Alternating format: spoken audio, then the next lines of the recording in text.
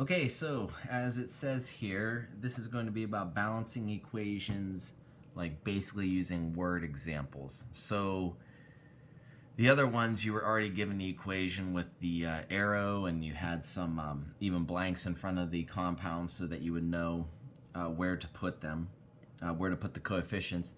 And this one, it's a little different, obviously, because we're given words. And so we have to take our knowledge of forming compounds and how to write them, and then also balance them in the end. So the truth is this: if you don't do the equation right, it's basically impossible to balance them. So it's very important to do this right. Now, if we were in class, we would do a lot of these. These are just 5, and we'll see how fast I actually get through them. I'm going to try to explain how to do each of the compounds and where they come from. But I probably would do a better job if we were in class together, because it leads to a lot of questions, right? So here are the examples. I also have it online. You should be able to copy this or print one out or use your iPad with it if you want to. So the first one states, sodium sulfate plus solid carbon react. This react is important. That is where we're going to have our arrow, meaning yields. And then we have our products over here, or our products over here, sodium sulfide and then carbon dioxide. So the first thing we have to know is it going to be ionic or covalent? So we look at each of these. Here, solid carbon, sodium sulfide, and carbon dioxide. So the first one, sodium sulfate, okay? The lighting's gonna probably be pretty bad here because I don't have an extra light out tonight. But sodium sulfate, Na, is a metal. So we know right off the bat this is an ionic, so we're gonna have to do like a crisscross method to figure it out. Sulfate, SO4. Now, Na is a +1, sulfate is a -2, a 2-. I can't seem to find my periodic table right now.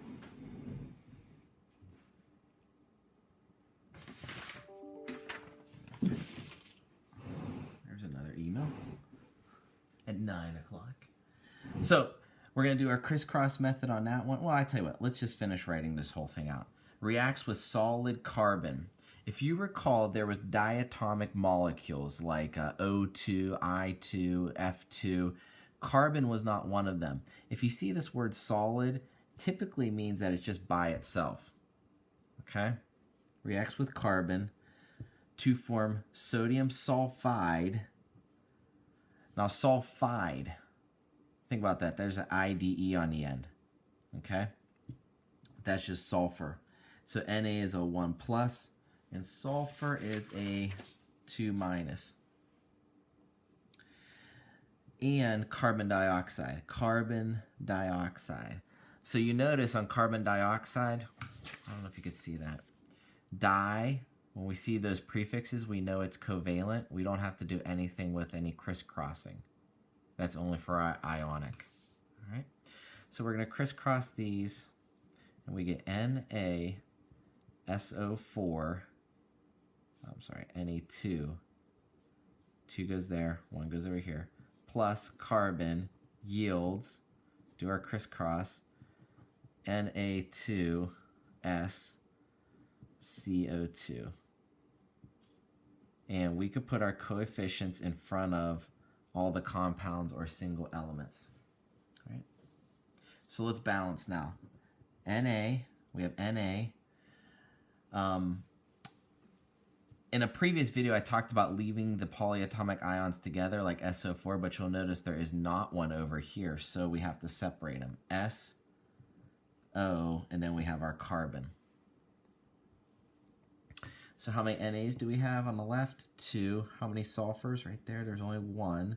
Oxygens, we have 4. Carbons, we have 1. Right, there's a 1 there. NAs on this side, we have 2. There. Sulfurs, we have 1. Oxygens, we have 2. And remember that 2 only goes with the oxygen, not the carbon. There's like 1 carbon there. So we have 1. So this looks like it's pretty close to being balanced. All right.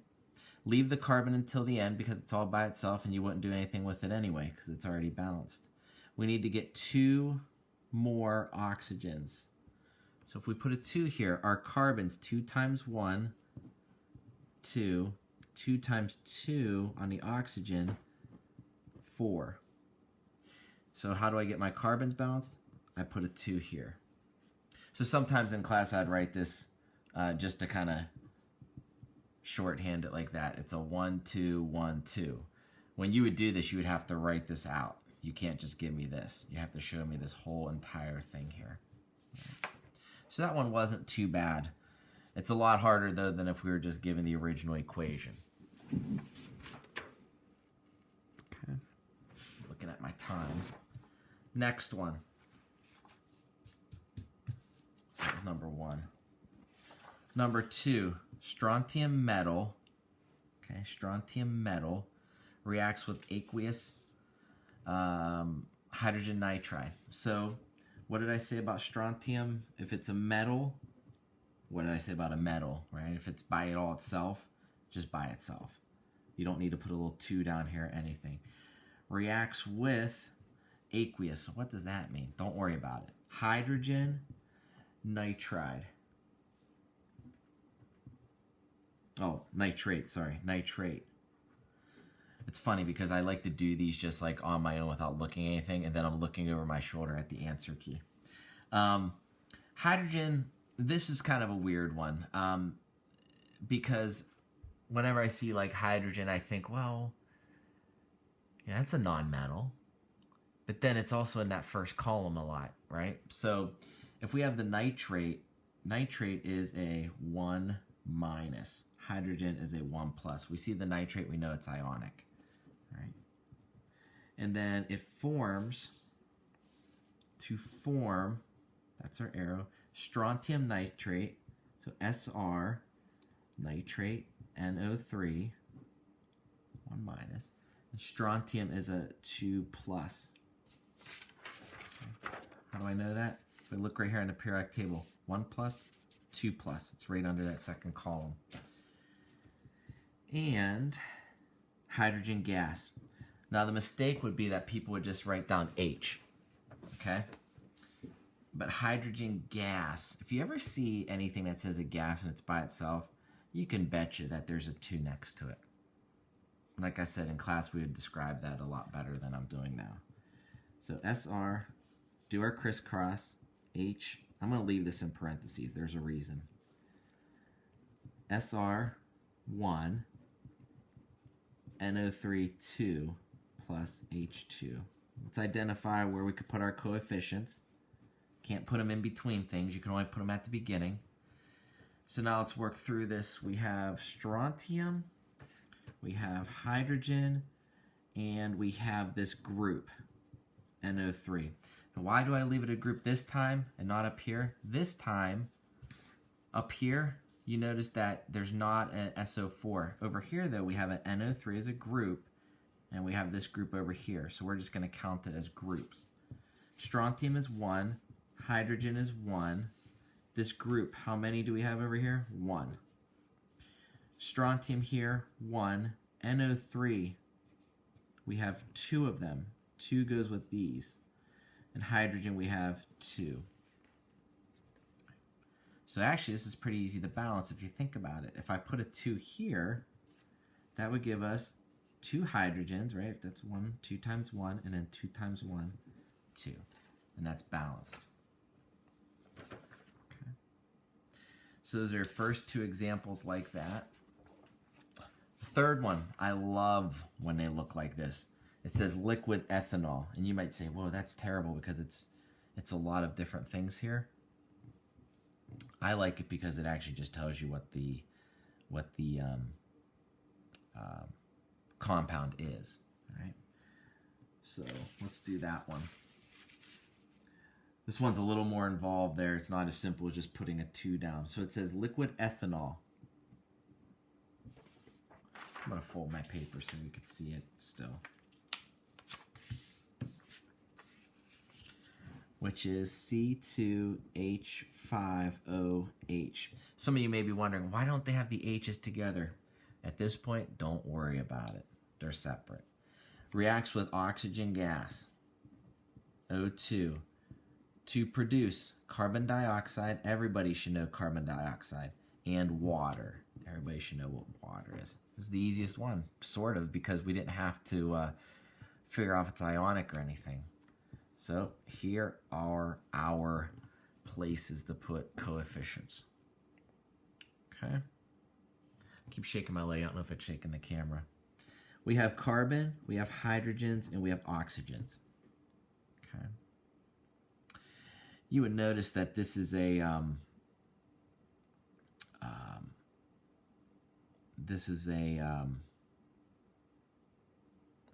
can't think of it. It's 9 o'clock at night. Combustion reaction. Combustion reactions occur in the presence of oxygen, and they produce carbon dioxide and water. So carbon, how many do we have? We have 2. All right. Now hydrogens, be careful. We have 5 here, and we have 1. 5 and 1, that's 6. Oxygen, we have 1, and then we have 2. So we have 3. Okay. On this side, carbons, we have 1. Oxygen, there's 2 here, there's 1 here, so there's 3. Hydrogen, we just have 2. Okay. So obviously we wouldn't start with oxygen because they're balanced. But we want to leave this till the very end, you know, because we could just put a number in front of it. So what's the first thing I would do? I feel on the spot right now. So let's get our carbons up to 2. Okay. We have 2 on this side. Now how does that affect this side? Carbon becomes 2. Now oxygen, 2 times 2 is 4, plus 1 is 5. I'm going to do that again. 2 times 2 is 4, plus 1 extra 1 is 5. Okay. So that messed up our oxygens. Oh well. Now let's get our hydrogens balanced. Over here we have 6. We need 6 over here. We'll put a 3 in here. Okay. So 3 times 2 is 6. Now let's be careful with these oxygens. 3 times 1 is 3. Plus, right, you have 4 here. I'm going to show that like this, okay? So over here, my oxygens would be 4. But here, 3 times 1, we have plus 3 oxygens. Okay, that gives us 7. Now, how do I get 7 over here? It doesn't look like it's really possible, but it is. Here we have 1. How can we make this 6? 3. 3 times 2 is 6, plus 1, 7. And it's balanced. So that's a little crazy because, you know, we're not just using 2s and such anymore. Things aren't always as that easy. Now, 4. It says calcium oxide. Calcium is a metal. We got to go ionic here. Reacts with sulfur trioxide. See the tri there? So we just know it's S, and then we have 3 oxygens. Okay. Tri means 3. To form calcium sulfate. Now, what's my sulfate?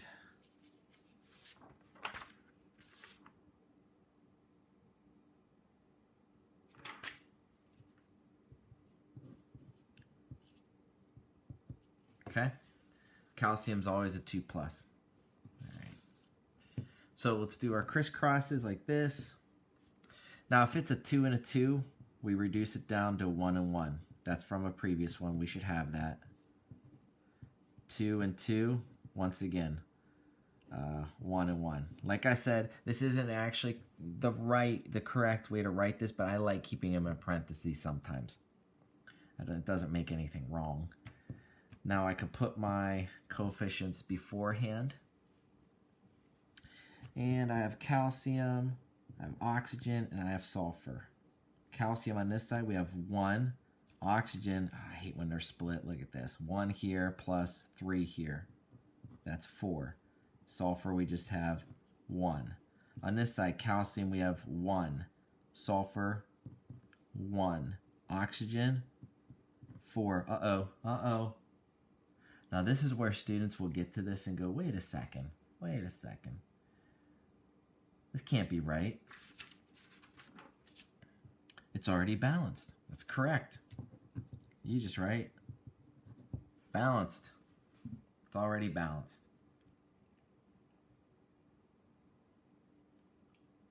Okay. And then our last one. Oh, where could we actually see this? I'll put it up here. Number 5, potassium bromide. Potassium's a metal. All right, left-hand side, it's a metal. Means it has to be ionic. Therefore, we need our oxidation numbers. Hydrogen phosphate.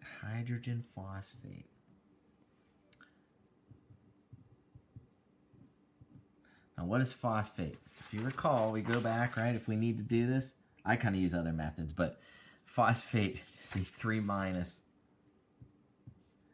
hydrogen 1+. They react to form, this is a longer one. Looks crazy, but it's going to be okay. Potassium phosphate. Phosphate. That's good to see. 3-. K is in the first column, it's a 1+. I realize I have multiple periodic tables out now. More the merrier, so I don't have to flip them over. And then last one here, hydrogen monobromide. Monobromide means 1. Okay, so if we see the mono or the tri or the di or the penta, whatever, we don't need these numbers, these oxidation numbers. We know that it's covalent. You see that we could have a combination, right? It doesn't have to be all ionic and all covalents in the same reaction. We could have both. So KBr, right, or crisscross, 1-1. Crisscross here, H3, PO4. I'm going to keep that in parentheses because I like it. You know that. I've said it a million times now. Our potassium, 3, 1 on the other side. And then my HBr.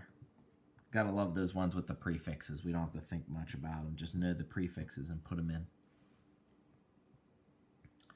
So we have K, we have Br, we have hydrogen, and we have our group of PO4s. Why could we do the PO4 this time? Because it's on both sides. So my K over here has 1, my bromine 1, hydrogen 3, PO4 down here. This is where we look. We don't look at this number. We look outside the parenthesis. 1.